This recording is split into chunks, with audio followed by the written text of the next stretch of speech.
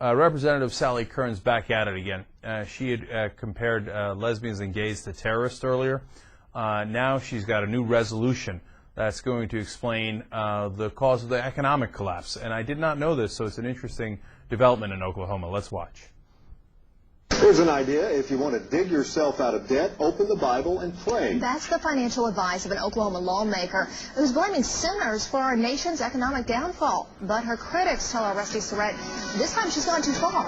Yeah, Amanda, and we're talking about a representative who made international headlines just last year. Now she is back in the spotlight, all because of this proclamation. I think I do understand separation of church and state. It's called the Oklahoma Citizens Proclamation for Morality, a long list of what's wrong with America and what we can do about it. The proclamation's author, Representative Sally Kern, who's already bracing for a backlash. Anytime I do something that's going to address any kind of issue like this, I ask myself the question, am I willing to pay the price?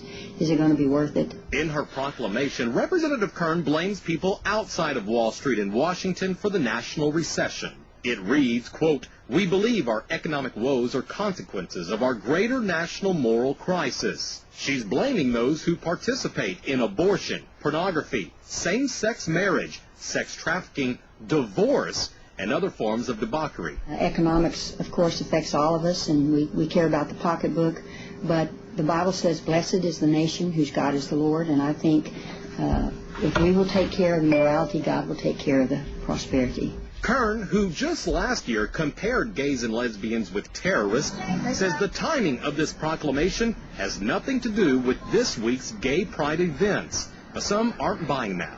Yes, I think it's a response to, this celebration. And, I'm concerned about the economic issues, particularly as they relate to moral and spiritual issues as a pastor. But those issues are more people falling into poverty, millions of Americans without health insurance, more people going hungry, the exploitation of the environment. But Representative Kern, a public official, doesn't address any of these moral issues. And it certainly doesn't stop there. The proclamation goes on to bash President Obama and accuses him of directly pushing what Kern's been calling a homosexual agenda.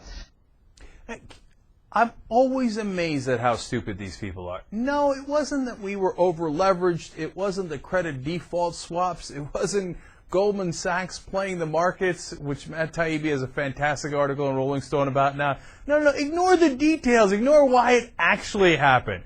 No, it has to do with homosexuals. Here's the last part of the resolution. Whereas deeply disturbed that the office of the President of these United States disregards the biblical admonitions to live clean and pure lives by proclaiming an entire month to an immoral behavior.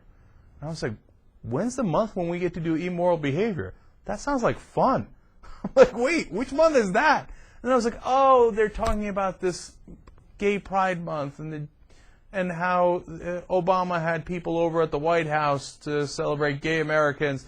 Oh, because Obama had gay Americans at the White House, obviously that's why the economy went in the toilet well over a year ago.